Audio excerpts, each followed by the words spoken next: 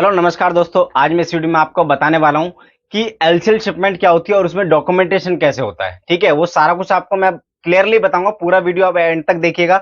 उसमें कैसे डॉक्यूमेंटेशन होता है और कौन इसको एलसीएल शिपमेंट करता है, कौन मतलब आपको एलसीएल के लिए रेट्स आपको कहां से लेने पड़ेंगे और एलसीएल का मतलब क्या होता है। तो वो चीज आपको पूरी क्लियर करूंगा इस पे। उसमें कैसे डॉक्यूमेंटेशन करना वो सारा कुछ आपको बताऊं, कैसे एक्सपोर्टर को डिलीवरी मिलती है, कैसे मतलब जो भी इसका प्रोसेस होता है पूरा आपको मैं बताऊं एंड तक। मतलब पिकअप से लेके कंटेनर कार्गो पिकअप से लेके डिलीवरी तक का प्रोसेस किस तरीके से होता है, उसमें शिपिंग इंस्ट्रक्शन कैसे बनता है, वो सारा कुछ आपको इस वीडियो में आपको क्लियर करूंगा।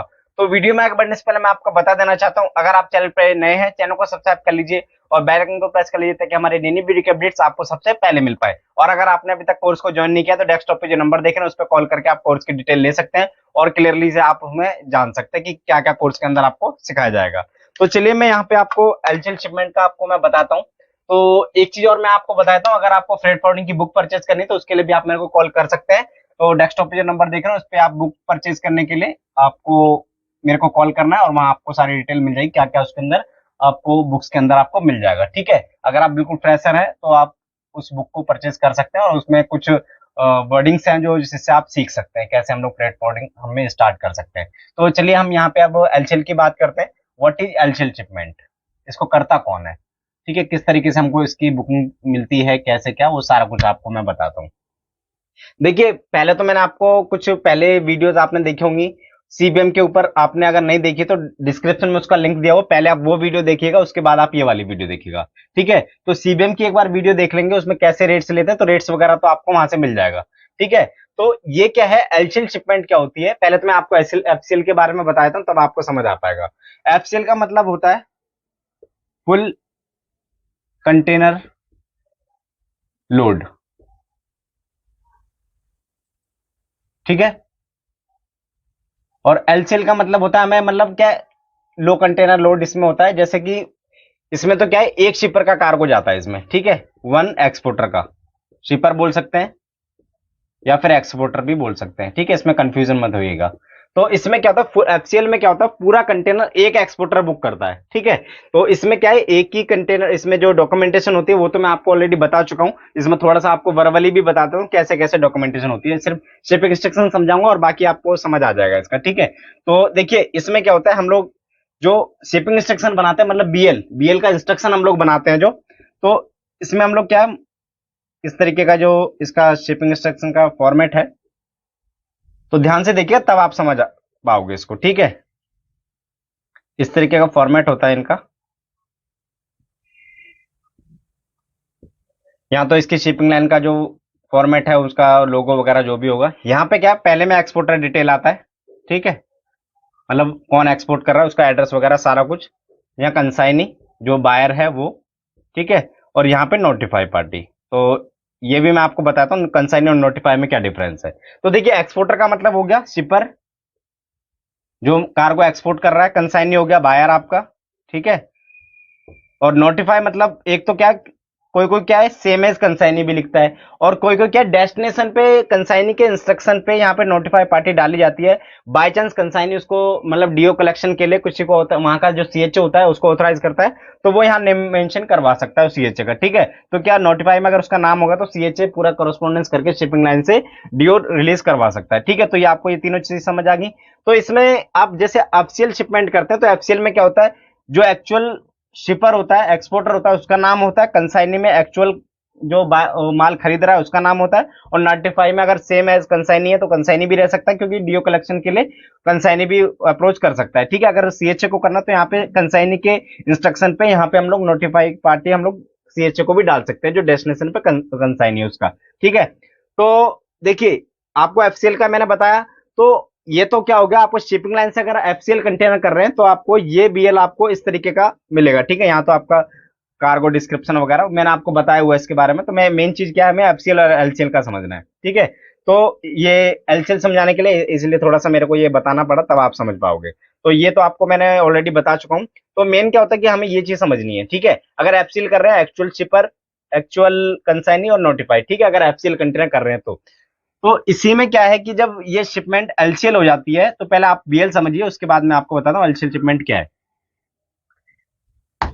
जब एलसीएल शिपमेंट हो जाती है तो इसमें क्या होता है कि एक कंसोलिडेटर होता है, ठीक है। कंसोलिडेटर जैसे एक कोई भी फॉरवर्डर, मान लीजिए कोई भी फॉरवर्डर है जो कि किसी भी डेस्टिनेशन के लिए, किसी भी पोर्ट के लिए वो कंसोलिडेटर बॉक्स बना रहा है। मान लीजिए यहाँ से दिल्ली से आईसीडी तुगलकाबाद से जेवेएलएलई के लिए वो कंसोलिडेटर बॉक्स बना रहा है, मतलब एलसीएल बॉक्स बना रहा है, जिसमें क्या होता है कई सारे एक्सपोर्टर का कार्गो होता है, ठीक है। जैसे मान लीजिए थोड़ा थोड़ा कार्गो है तो क्या है कि अब पूरा कंटेनर तो लोड स्टफ करेगा नहीं कोई भी अगर कस्टमर होगा, तो क्या है कि वो एलसीएल जो कंटेनर जो बनाते हैं जिसे कंसोलिडेटर बोलते हैं, तो ये लोग क्या करते हैं अपना बॉक्स बनाते हैं किसी भी जैसे मान लीजिए टीकेडी से जेवेएलएलई के लिए, ठीक है, जेवेएलएलई तो यहाँ के लिए बॉक्स बनाया। ये क्या है अपना एडवर्टाइजमेंट देते रहते हैं ये लोग। तो ये कौन बना रहा है, जैसे कोई भी कॉन्सुलेटर मान लीजिए, जैसे आप एग्जांपल के लिए लेंगे तो टीम ग्लोबल, ईएमयू लाइंस या फिर सीपी वर्ल्ड, ये क्या है कॉन्सुलेटर बॉक्स बनाते हैं, ठीक है। ये फॉरवर्डर भी हैं लेकिन इनके क्या है जिस भी कंट्री के लिए ये लोग बॉक्स बना रहे हैं, कॉन्सुलेटर बॉक्स बना रहे हैं, तो ये क्या है वहां पे इनके एजेंट होते हैं, ठीक है। अपनी कंपनियां होती हैं, उनके एजेंट बैठे होते हैं वहां पे। तो जैसे शिपिंग लाइन का यहाँ एजेंट है वहां पे भी है, ठीक है। तो इसी तरीके से ये लोग क्या करते हैं, ये अपने एजेंट बैठाते हैं वहां पे, और फिर इनका वर्किंग किस तरीके से करते हैं लोग आईसीडी में। ये लोग क्या करते हैं कॉन्सुलेट यहाँ से मान लीजिए ये अपना एडवर्टाइजमेंट देते हैं कि टीकेडी से बना रहे हैं बॉक्स, ठीक है। तो यहाँ इन्होंने क्या करा शिपिंग लाइन से, ये जो एक एग्जांपल के लिए ले लेते हैं हम लोग सीपी वर्ल्ड। तो ये लोग क्या करते हैं कंटेनर बुक करते हैं किससे, किसी भी शिपिंग लाइन से, ठीक है। कंटेनर बुक किया, अब ये क्या करेगा शिपिंग लाइन से कंटेनर लेके कहां पे लेके आएगा टीकेडी में, ठीक है। अगर टीकेडी में पड़ा हुआ है या फिर नियर बाय जो यार्ड होते हैं एमटी यार्ड, वहां से पिकअप करके ये लोग टीकेडी में कंटेनर ला देते हैं, जहां पे एक्सपोर्ट वेयर हाउस होता है, जहां पे मतलब कंटेनर स्टफ कर सकते हैं, स्टफिंग पॉइंट होता है वहां, ठीक है।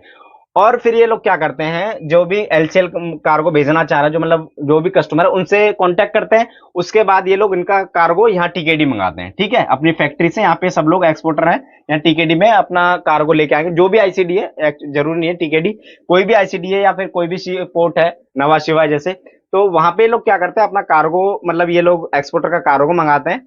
और उसके बाद यहाँ पे जब इनका इकट्ठा हो जाता है कार्गो, मतलब एक कंटेनर के लिए कार्गो स्टफ मतलब आ जाता है, तो ये लोग क्या करते हैं कंटेनर में स्टफिंग करके इसको, मतलब शिपिंग बिल तो सीएचए ही करेगा सबका, मतलब सीएचए अलग अलग होता है, जैसे एक्सपोर्टर कितने कई सारे एक्सपोर्टर हैं, तो इनका सीएचए अलग है, इनका सीएचए अलग है, इनका सीएचए अलग है। क्लियरेंस करवा के कार्गो यहाँ पे आ जाता है, ठीक है। क्लियरेंस करवा के हम लोगों ने इनको हैंड ओवर कर दिया।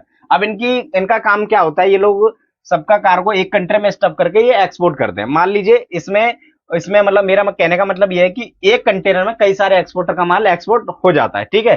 थोड़ा थोड़ा कार्गो करके पूरा वहां जेवेएलएलई जाना है तो जेवेएलएलई चला जाएगा, ठीक है। अब इसके बाद क्या इनका जो डॉक्यूमेंटेशन बीएल का डॉक्यूमेंटेशन होता है, इसमें आगे के नेक्स्ट प्रोसेस बताता हूं आपको। स्टफिंग हुई, इसमें डॉक्यूमेंटेशन कैसे होता है, जो वीजीएम होता है, ये लोग वीजीएम शिपिंग लाइन को अपने लेटर हेड पे पूरा पूरा कंटेनर का जितना भी वेट टोटल होता है उसके हिसाब से ये लोग वीजीएम बना के शिपिंग लाइन को प्रोवाइड कराते हैं अपने लेटर हेड पे, ठीक है। आपको अलग अलग एक्सपोर्टर के नाम से ये जो वीजीएम है वो एलसीएल में नहीं लगेगा, ठीक है। ये लोग अपना बीएल वीजीएम बना के ये इनको दे देंगे, ठीक। अब जो नेक्स्ट बात आती है हम लोग शिपिंग इंस्ट्रक्शन की। शिपिंग इंस्ट्रक्शन कैसे बनता है, ये लोग एक एमबीएल इशू कर, मतलब एमबीएल पहले तो क्या करते हैं ये लोग आपको अपना बीएल दे देंगे, ठीक है, अपना फॉर्मेट का एमटीओ रजिस्ट्रेशन इनका होगा।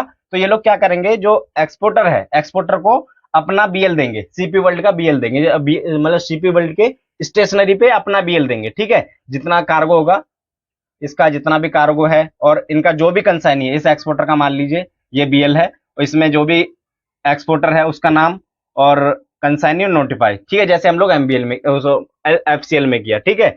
और इस एक्सपोर्टर को अपना भी अलग बीएल दे देंगे, इसको अलग अपना बीएल दे देंगे, मतलब जो इनके कार्गो के हिसाब से अलग अलग इनका बीएल मिल जाएगा, ठीक है। अब ये लोग क्या करेंगे, जो शिपिंग लाइन से बीएल लेना है वो कैसा लेंगे बीएल, इसमें अपने ही ये लोग क्या होंगे, एक यहाँ पे हम लोग समझते हैं, ये सीपी वर्ल्ड का बीएल है, वो सॉरी ये लाइन का बीएल है, ठीक है। अब क्योंकि ये तो मैंने आपको बता दिया, इसमें तो आपका एक्चुअल शिपर, एक्चुअल कंसाइनी और एक्चुअल नोटिफाइड, ठीक है, और कार्गो डिटेल जो भी इनके जो इतना जितना कार्गो आया है उस हिसाब से ये लोग सीपी वर्ल्ड इन एक्सपोर्टर को अपना बीएल इशू कर देगी, ठीक है, सीपी वर्ल्ड की उस पे।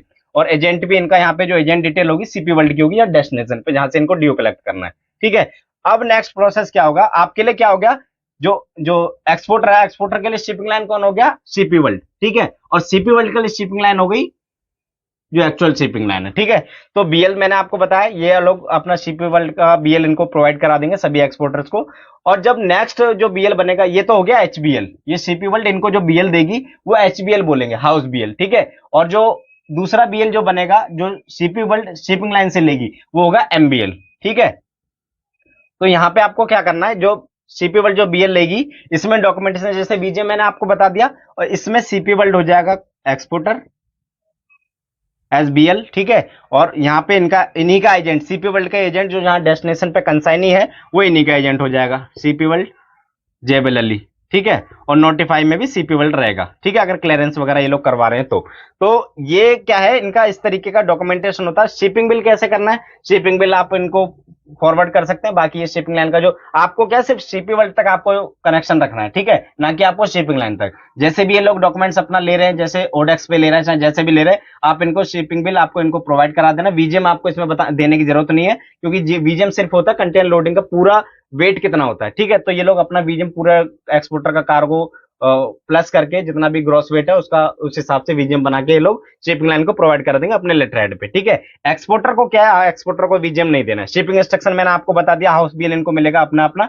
बाकी जब ये शिपिंग लाइन, फिर ये जो एक्सपोर्टर होंगे, एक्सपोर्टर का जो कंसाइनी है वो किनसे कॉन्टेक्ट करेगा, शिपिंग लाइन का जो सीपी वर्ल्ड का यहाँ पे जो जेबलली में एजेंट है उससे कांटेक्ट करेंगे, ठीक है। अब ये क्या करेंगे, जो सीपी वर्ल्ड का जो एजेंट है वो क्या करेगा, लाइन से कांटेक्ट करेगा। जो एक्चुअल शिपिंग लाइन है वो क्या करेगा, पहले अपना एमबीएल पे डीओ लेगा, ठीक है, डेस्टिनेशन पे यहां से, ठीक है, डेस्टिनेशन पे इनसे डीओ लेगा जहां पे उनका डेस्टिनेशन ऑफिस है, ठीक है, जो शिपिंग लाइन है।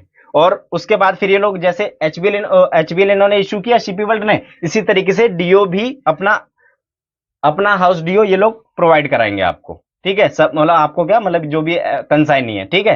तो इस तरीके से कंसोलिडेट शिपमेंट होती है और इस तरीके से बीएल बनते हैं। इसमें जैसे डॉक्यूमेंटेशन थोड़ा सा डिफरेंट होता है, जैसे बीजेम आपको नहीं देना पड़ता है, और शिपिंग बिल आप इनको अगर जैसे ऑनलाइन ले रहे हैं तो ऑनलाइन, अगर ये कहते हैं कि आपको उनकी वेबसाइट पर सबमिट करना है, या फिर जो भी जैसा भी इनका प्रोसेस है, आप उस तरीके से इनको ये जो डॉक्यूमेंट्स है वो प्रोवाइड करा देना है। तो इस तरीके से ये एलसीएल शिपमेंट होती है और इस तरीके से इसमें इसके अंदर डॉक्यूमेंटेशन होता है। अब आपको समझ आ गया होगा कि अगर आप कॉन्सोलिडेट शिपमेंट अगर कर रहे हैं तो आपको कैसे, अगर सीपी वर्ल्ड से कांटेक्ट करना है, या फिर कोई भी जो कॉन्सोलिडेट बॉक्स बनाता है एलसीएल शिपमेंट जो भी कर रहा है, तो उनको इस तरीके से आपको बीएल मिलेगा, ठीक है। अब आपको क्लियर हो गया होगा कि किस तरीके से आप एलसीएल शिपमेंट कर सकते हैं और किस तरीके से आपको वहां पे डिलीवरी मिलेगी। तो इन्फॉर्मेशन अच्छी लगेगी तो वीडियो को लाइक कर दीजिएगा, चैनल को सब्सक्राइब कर लीजिए, बेल आइकन को प्रेस कर लीजिए, ताकि हमारी नई वीडियो के अपडेट्स आपको सबसे पहले मिल पाए। और इस वीडियो में इतना ही, तो मिलते हैं नेक्स्ट वीडियो में एक नए टॉपिक के साथ, तब तक के लिए धन्यवाद।